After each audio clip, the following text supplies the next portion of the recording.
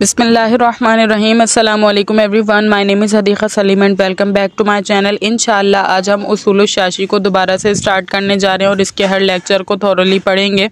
तो सबसे पहले हमारे पास ख़ास है, ख़ास और आम की डिस्कशन स्टार्ट हो रही है।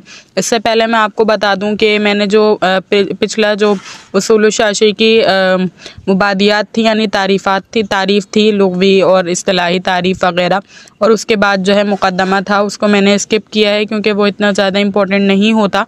लेकिन अगर आपको उसके ऊपर वीडियो चाहिए हो तो आप जो है रिक्वेस्ट करके यानी कमेंट बॉक्स में आप अपनी राय का इजहार करके मुझे बता सकते हैं, ठीक है। तो अब हम जो है ना ख़ास और आम को स्टार्ट करने जा रहे हैं। ख़ास और आम जो है उसूलुश शाशी के अंदर इसको डिस्कस किया जाता है और ये मुत्तफ़क़ुन अलैहि अदल्ला शरिया यानी किताबुल्लाह से इसका ताल्लुक़ है।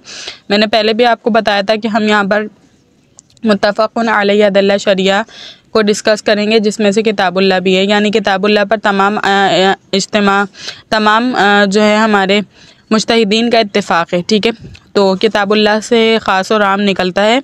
तो ख़ास क्या है? फ़लख़ासु लफ्ज़ुन वुज़िया लिमाना मालूमिन अव लिमुसम्मा मालूमिन अलल इनफ़राद, यानी ख़ास एक ऐसा लफ्ज़ है, लफ्ज़ुन एक ऐसा लफ्ज़ है। लफ्ज़ देखें तनवीन के साथ है और नकीरा होती है तनवीन।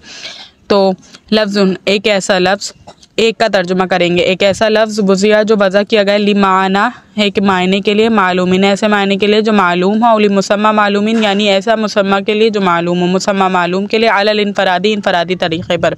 इनफराद का मतलब होता है एक इंडिविजुअल, सही है, और इज्तिमा का मतलब होता है बहुत सारे अफराद, यानी बहुत सारे अफराद मिलकर कोई काम कर रहे हैं तो वो इज्तिमाई काम है, और हर एक बंदा अपने तौर पर कोई काम कर रहा है अपने ज़ाती एतबार से तो वो इनफरादी काम है, ठीक है। कौलिना फ़ी तख़सीसिल फ़र्दी ज़ैदुन, जैसे कि फ़र्द की तख़सीस में हम कहेंगे ज़ैद, सही। वफ़ी तख़सीस नौई, और नौ को तख़सीस करते हुए हम कहेंगे रजुल, सही, रजुल एक नौ है।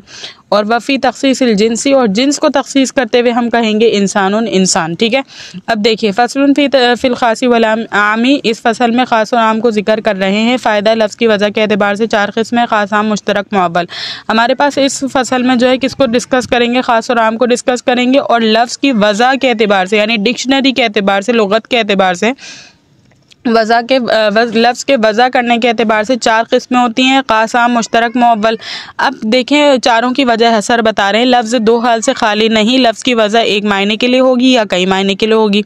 अगर एक मायने के लिए हो तो दो हाल से खाली नहीं। देखें कह रहे हैं लफ्ज़, कोई भी लफ्ज़ हो तो उसकी वजह जो है ना दो मायनों से खाली, दो हाल से खाली नहीं होगी। क्या कौन से हाल हैं दो? कि या तो उसकी वजह जो है एक मायने के लिए होगी, एक पर्टिकुलर मायने के लिए होगी, या फिर कई मायनों के लिए होगी, बहुत सारे मायनों का इस्तेमाल होगा उसमें, सही।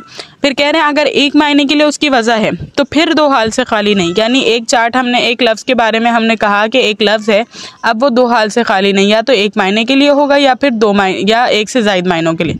अगर वो एक मायने के लिए है तो फिर वो दो हाल से खाली नहीं, या तो वो अब आगे बता रहे हैं कि या तो वो जो मायने होंगे वो अफराद से मुनफरिद करने वाले होंगे, या वो मायने जो होंगे वो अफराद से मुनफरिद नहीं करने वाले होंगे।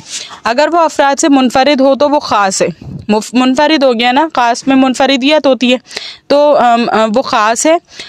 अगर अफराद से मुनफरिद ना हो तो वो आम है। अगर लफ्ज़ की वजह कई मायनों के लिए हो तो दो हाल से खाली नहीं। देखें पहले हमने किस तरह डिस्ट्रीब्यूशन की, हमने की लफ्ज़ दो हाल से खाली नहीं है, एक जो है ना या तो वो एक मायने के लिए वज़ा किया गया होगा या कई मायनों के लिए वज़ा किया गया। अगर एक मायने के लिए वज़ा किया गया है फिर दो हाल से खाली नहीं है, या तो वो लफ्ज़ जो है वो मुनफरिद करने वाला होगा, दूसरे अल्फाज से मुनफरिद करने वाला नहीं होगा। अगर लफ्ज़ की वजह दो मायनों के लिए हुई है तो फिर उसमें भी दो हाल से खाली नहीं है होगा, या तो उसके किसी मायने को तरजीह दे दी गई होगी, ठीक है, या तरजीह नहीं दी गई होगी। अगर तरजीह दे दी गई होगी तो वो मुअव्वल बन जाएगा, और अगर उसमें तरजीह ना हो, तमाम मायनों का इस्तेमाल रहता हो तो फिर वो मुश्तरक रहेगा, ठीक है। फिर कह रहे हैं फ़ायदा, इस फसल में मुसन्निफ़ रहमतुल्लाह अलैहि ने ख़ास और आम को जिक्र किया है, दोनों को एक फसल में इसलिए जिक्र किया क्योंकि दोनों की वजह एक मायने के लिए होती है और दोनों से हुक्म क़तई साबित होता है। अब एक हिकमत की बात बता रहे हैं कि मुसन्निफ़ रहमतुल्लाह अलैहि ने ख़ास और आम को दोनों को एक साथ डिस्कस किया, ठीक है। वजह क्या है? क्योंकि ख़ास और आम जो है एक मायने के लिए वजह होते हैं, सही, और इसके साथ साथ हुक्म क़तई साबित होता है, इनसे हुक्म ज़न्नी नहीं होता है, हुक्म क़तई होते हैं। जो इन दोनों में एक जैसी बात थी, सिमिलैरिटी थी, जिसकी वजह से इनको डिस्कस कर दिया यहाँ पर। फिर इन दोनों में से ख़ास को इसलिए मुक़द्दम किया क्योंकि ख़ास के हुक्म में इत्तेफ़ाक़ है और आम के हुक्म में इख्तिलाफ़ है, सही। यानी प्रायोरिटी हम किसको देते हैं, मुत्तफ़क़ुन अलैहि को प्रायोरिटी देते हैं। मुत्तफ़क़ुन अलैहि यानी कि जिस पर उलमाए कराम का इत्तेफाक है। तो ज़ाहिर है ख़ास पर उलमाए कराम का इत्तेफाक है, ख़ास के हुक्म के बारे में उलमाए कराम का इत्तेफाक है। तो इसलिए हमने इत्तेफाकी बात को, झगड़े वाली बात को हम नहीं करते। पहले हम जो है जिसमें तमाम मकातिब फ़िक्र जो है ना मुज्तहिद हैं यानी कि जमा हैं, उसको पहले डिस्कस कर देते हैं। तो हमने ख़ास को डिस्कस कर दिया, उसके बाद हम आम को डिस्कस कर रहे हैं। सही है, लॉजिक समझ आ गई। उसके बाद कह रहे हैं फ़लख़ासु, यहाँ से ख़ास की तारीफ़ कर रहे हैं। तारीफ़ ये है कि लफ्ज़ुन वुज़िया लिमाना मालूमिन अव लिमुसम्मा मालूमिन अलल इनफ़राद, यानी ख़ास वो लफ्ज़ है जो मायने मालूम या मुसम्मा मालूम के लिए वज़ा किया गया हो इनफ़राद के तरीक़े पर। सही, ख़ास क्या है आपके पास, ख़ास एक ऐसा लफ्ज़ है जो आपने तर्जुमे में पढ़ लिया है कि मायने मालूम या मुसम्मा मालूम के लिए वज़ा किया गया हो इनफ़रादी तरीक़े पर। फ़वाइद व क़ुयूद, हर्फ तारीफ़ के अंदर एक जिन्स होती है जो मुअर्रिफ़ और गैर मुअर्रफ़ दोनों को शामिल होती है, और कुछ फसलें होती हैं जो गैर मुअर्रफ़ को मुअर्रफ़ से जुदा कर देती है। सही, अब तारीफ़ का बुनियादी उसूल बता रहे हैं कि हर तारीफ़ में कुछ जिनसियात होती हैं। जैसे मैं कहूँ कि इस्म की तारीफ़ करते हुए कहूँ कि इस्म वो लफ्ज़ है। सही, तो वो लफ्ज़ का जो लफ्ज़ है, तो लफ्ज़ का इतलाक़ तो फ़ेल की तारीफ़ में भी होता है, यानी फ़ेल पर भी होता है और हर्फ पर भी होता है। तो इस्म की तारीफ़ में ये जो लफ्ज़ का लफ्ज़ है ये क्या है, हमारे पास जिन्स है, क्योंकि ये तो फ़ेल को भी शामिल है, हर्फ को भी शामिल है। इस्म की तो तख़सीस नहीं है इसमें। लेकिन आगे वाली जो बातें होंगी कि इस्म वो लफ्ज़ है जो अपने मायने बताने में किसी दूसरे का मोहताज नहीं होता, इसमें कोई ज़माना नहीं पाया जाता। सही, तो ये ऐसी जो है ना इसकी मुअर्रिफ़ात हैं जो फ़ेल और हर्फ से इसको अलग करेंगी। समझ आ रही है मेरी बात? तो ये इन्होंने बुनियादी उसूल बना दिया कि कि हर तारीफ़ में कुछ जिनसियात होती हैं और फिर कुछ मुअर्रिफ़ात होती हैं जो गैर मुअर्रफ़ को मुअर्रफ़ से यानी गैर मुअर्रफ़ से मुअर्रफ़ को जुदा करती हैं। ठीक है, तो इसमें भी ऐसे ही है। इस तारीफ़ में लफ्ज़ुन भी मंजिला जिन्स है, यह हर किस्म के लफ्ज़ को शामिल है, मुहमल हो या मौजू। लफ्ज़ का लफ्ज़ जो है इस तारीफ़ में, ख़ास की तारीफ़ में लफ्ज़ुन, ठीक है, वुज़िया लिमाना मालूमिन बाद में आएगा ना, लफ्ज़ुन है पहले। तो लफ्ज़ुन जो है ना ये क्या है, बदरजा जिन्स है, जिन्स की मंजिल में है, यानी ये मुहमल को भी शामिल है और मौजू को भी, क्योंकि लफ्ज़ तो भाई मुहमल भी हो सकता है, बेकार भी हो सकता है और मायनेदार भी हो सकता है ना। तो वुज़िया लिमाना ये फ़सल अव्वल है, इससे मुहमल खारिज हो गया क्योंकि वो किसी मायने के लिए वज़ा नहीं किया जाता।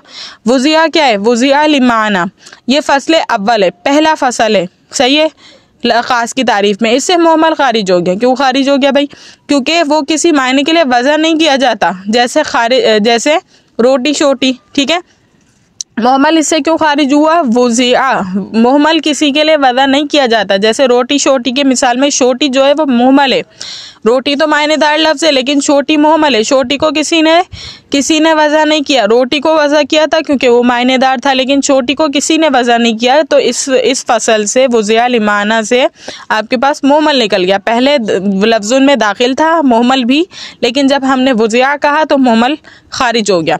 सही, उसके बाद कह रहे हैं मालूम ये फ़सल सानी है, इससे मुश्तरक खारिज हो गया क्योंकि मुश्तरक जिस मायने के लिए वादा किया गया हो इस मायने की मुराद मालूम नहीं होती। मालूम से क्या हुआ है, मुश्तरक खारिज हुआ है। मालूम मुश्तरक रिलेट कर सकते हैं, मीम से मालूम, मीम से मुश्तरक, दोनों यानी याद हो जाएंगे। सही, क्यों खारिज हो गया, क्योंकि मालूम मुश्तरक की मुराद क्या है मालूम नहीं होता। सही है, जैसे अभी आप इंशाल्लाह पढ़ेंगे मुश्तरक की मिसालें, उसमें आपको पता चल जाएगा कि किस तरह से। सही, अच्छा, उसके बाद कह रहे हैं जैसे मिश्तरी होता है ना, मुश्तरी ख़रीदने वाले को भी कहते हैं और एक सैयारे का भी नाम है। तो ये दोनों मुश्तरक है लफ्ज़, अभी इसकी मुराद मालूम नहीं है। सही है, तो ये मुश्तरक लफ्ज़ है, इस फसल के ज़रिए से, मालूम के फसल के ज़रिए से इसमें से मुश्तरक निकल गए, ये कहना चाह रहे हैं यहाँ पर। ठीक है, उसके बाद देखिए अलल इनफरादी ये फसल सालिस है, इससे आम खारिज हो गया क्योंकि इसकी वज़ह अलल इश्तराक होती है। अलल इनफराद से अलल इश्तराक खारिज हो गया क्योंकि ख़ास की वज़ह अलल इनफराद होती है और आम की वज़ह अलल इश्तराक होती है, याद रखिएगा। कौलिना, यहाँ से मुसन्निफ़ रहमतुल्लाह अलैह क़ास के अक़साम को ज़िक्र कर रहे हैं। इसकी 3 किस्में हैं। क़ासुल फ़र्द जिसको क़ासुल ऐन कहते हैं जैसे ज़ैद, क़ासुल नौ जैसे रजुल, क़ासुल जिन्स जैसे इंसान। आसान सी बात है, क़ासुल नौ, क़ासुल फ़र्द और क़ासुल जिन्स। ठीक है, एक बंदा है तो क़ासुल फ़र्द है। सही है, पूरी जो है नौ के बारे में बात कर रहे हैं तो वो रजुल है और पूरी जिन्स के बारे में कह रहे हैं तो इंसान आ गया। सही, खासुल ऐन या खासुल फ़र्द होने का मतलब यह है कि वो शख्स मुअय्यन हो, जैसे जैद है। खासुल नौ होने का मतलब यह है कि मायने के एतबार से उसकी नौ खास हो अगरचे मिज़दाक़ कसीर हो। सही है। खासुल फ़र्द क्या है? एक पर्टिकुलर पर्सन है, ठीक है, जैद है जैसे कि।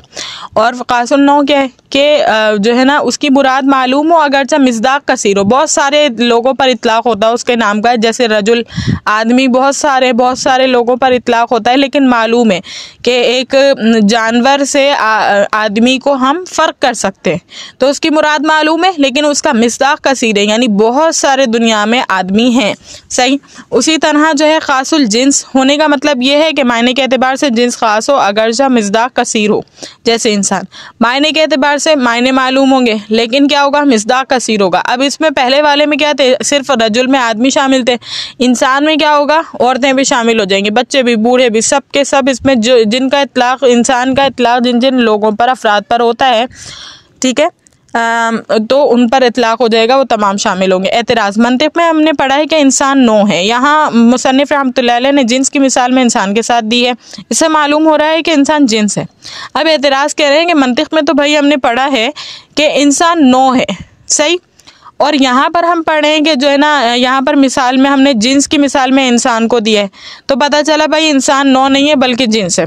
अब इसके मसले को सॉल्व करते हैं। अगर ये बात समझ नहीं आ रही तो इसको बार बार रिपीट करेंगे तो समझ आएगी। अब इंशाल्लाह इनका जवाब जो है उससे मज़ीद समझ आएगी।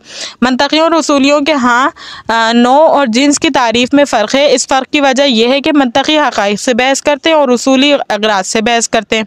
सही। कह रहे हैं मंतकियों और उसूलियों के नज़दीक क्या है? दोनों में फ़र्क है, ठीक है। जो लफ्ज़ों की मुराद होती है उससे फ़र्क है। क्यों? क्योंकि नौ और जिन्स की तारीफ़ में फ़र्क है। इस फ़र्क की वजह से मंतकी हक़ाइक़ से बहस करते हैं। कैसे याद रखेंगे कौन किससे बहस करता है? तो मंतकी में क़ाफ़ आ रहा है, मंतकी क़ाफ़ याद, क़ाफ़ ये ज़ेर की। मंतकी हक़ाइक़ में भी क़ाफ़ आ रहा है, तो मंतकी हक़ाइक़ ये याद रख लेंगे तो दूसरा वाला खुद ब खुद याद हो जाएगा। से बहस करते हैं और उसूली इग़राज़ से बहस करते हैं। जब मंतकी हकीकत वाला याद हो गया तो उस ऑटोमेटिकली पता चल गया उसूली भाई किससे करेंगे? इग़राज़ से करेंगे। मंतकियों के हाँ जिन्स वो कुल्ली है जो ऐसे कसीर अफराद पर बोली जाए जिनकी हकीकतें मुख्तलिफ हों, और नौ वो कुल्ली है जो ऐसे कसीर अफराद पर बोली जाए जिनकी हकीकतें को। जिन्स वो कुल्ली है, मंतकियों के नज़दीक बता रहे कि जिन्स वो कुल्ली है जो ऐसे अफराद पर बोली जाएगी जिनकी हकीकतें मुख्तलिफ हों, हकीकतें मुख्तलिफ हों, तो वो क्या कहलाएगा? जिन्स कहलाएगा। सही है। और जो है आपके पास और क्या चीज़ है? नौ वो कुल्ली होगी आपके पास के जो ऐसे अफराद पर बोली जाएगी जिनकी हकीकत एक हो। उसूलियों के हाँ जिन्स वो कुल्ली है जो ऐसे कसीर अफराद पर बोली जाए जिनकी गर्ज़ अलग अलग हो, गर्ज़ अलग अलग हो। और नौ वो कुल्ली है जो ऐसे कसीर अफराद पर बोली जाए जिनकी गर्ज़ एक हो। अब ठीक है, बस यहाँ देखें, मेरी बात सुने, पूरी डेफिनेशन आपको याद हो जाएगी। सिर्फ आपने क्या याद रखना है? आपने ये याद रखना है कि यहाँ पर हकीकत आया है, यहाँ पर उसूली वाली तारीफ़ में क्या आया है? उसूली वाली तारीफ़ में गर्ज़ आया है। सही है। और फिर कुल ये जो नौ की तारीफ़ है उसमें इनकी जगह हकीकत आया है, इनकी जगह क्या आया है? गर्ज़ आया है। सही है। तो इस तरह आपको ये याद रह जाएंगी जिनकी गर्ज़ एक हो। सही है कि जिन्स वो कुल्ली है जो ऐसी जुज़ियात पर बोली जाए। मंतिक़ की तारीफ़ अगर देखेंगे इस तरह होगी कि जिनकी हकीकतें अलग अलग हों, इस तरह से होगी। तो अब देखिए मिसाल के ज़रिए आप गौर फरमाएं, इंसान चूँकि कसीर अफराद पर बोला जाता है और इन अफराद की हकीकत भी है कि वो है हैवान नातिक़, लिहाजा मंतकियों के हाँ इंसान नौ होगा। सही है। पहले इन्होंने किसकी तारीफ़ की थी? देखिए जिन्स की तारीफ़ की थी जिसमें क्या था? जिसमें सब अलग अलग थे, और नौ की तारीफ़ में सब एक जैसे। याद रख लेंगे, जिन्स में अलग अलग होंगे, नौ में एक होंगे। सही है। अब मंतकियों के नज़दीक तमाम इंसानों की हकीकत एक है, खा वो मर्द हो या औरत, हकीकत एक है। वो भी मिट्टी का पुतला है, यानी मिट्टी से बना हुआ है, वो भी मिट्टी से बना हुआ है, वो भी सांस लेता है, वो भी सांस लेता है, यानी मर्द और औरत हो, बच्चा हो या बूढ़ा हो, सब सांस लेते हैं, सब खाते पीते हैं, सब बढ़ते हैं, सब मरते हैं, सब जिंदा होते हैं, सब पैदा होते हैं। तो ये तमाम चीज़ें तो सिमिलर है। ठीक है। तो इस वजह से क्या कहा इन्होंने? मंतकियों ने कहा कि हकीकत जब एक है और एक हकीकत वालों को हम कहते हैं कि वो नौ है। सही है। तो इस वजह से हमने क्या कहा? इंसान नौ है। सही। अब गौर फरमाए, इंसान चूँकि कसीर अफराद पर बोला जाता है और इन अफराद की हकीकत भी एक है, वो है हैवान नातिक, लिहाजा मंतकियों के यहाँ इंसान नो होगा। लेकिन इंसान के तहत दो किस्म के अफराद दाखिल होते हैं, और मर्द और औरत दोनों के अगराज मुख्तलिफ हैं, दोनों के अगराज मुख्तलिफ हैं, यानी मर्द और औरत। अब वो किस साइड पर आ गए, उसूली साइड पर आ गई, तो के इगराज से बहस होती है ना वहाँ पर, तो इगराज के एतबार से तो मर्द और औरत अलग है। जैसे देखें मिसालें, मसलन मर्द के इगराज हैं नबी बनना, इमाम बनना, हुदूद व क़िसास में गवाह बनना, ठीक है, ये तमाम मर्द के काम है, नबी बनना, इमाम बनना, हुदूद व क़िसास में गवाह बनना वगैरह। औरत के इगराज है मर्द का फिराश बनना, बच्चे पैदा करे और घर का कामकाज करे, इसलिए उसूली हजरात इसको जिन्स कहते हैं, ठीक है। समझ आ गया, इगराज और हकीकत के एतबार से बहस हो रही है, तो हमें पता चला उनके नज़दीक ये क्या है, नो है, उनके नज़दीक ये जिन्स है। अब कह रहे हैं इश्काल ये है कि मुसन्निफ रहमतुल्लाह अलैह ने खास की तारीफ में माना मालूम के बाद मुसम्मा मालूम को क्यों कहा, कहने की क्या ज़रूरत थी। जवाब, अगर मुसम्मा मालूम ना कहा जाता तो खास की तारीफ खासुल नौ और खासुल जिन्स को तो शामिल होती, खासुल फर्द को शामिल ना होती, क्योंकि खासुल फर्द माना नहीं होता बल्कि शख्स होता है। सही है, अगर हम मुसम्मा नहीं कहते तो नौ और खासुल जिन्स को तो शामिल होती, खासुल फर्द को शामिल ना होती, इसलिए हमने मुसम्मा मालूम कहा। उम्मीद करती हूँ लेक्चर अच्छी तरीके से समझ आ गया होगा। अल्लाह ताला से दुआ है कि अल्लाह ताला इस पढ़ने पढ़ाने को अपनी बारगाह इलाही में कबूल व मंजूर फरमाए। व आखिरुद्दावाना अनिल हम्दुलिल्लाहि रब्बिल आलमीन। अस्सलामु अलैकुम।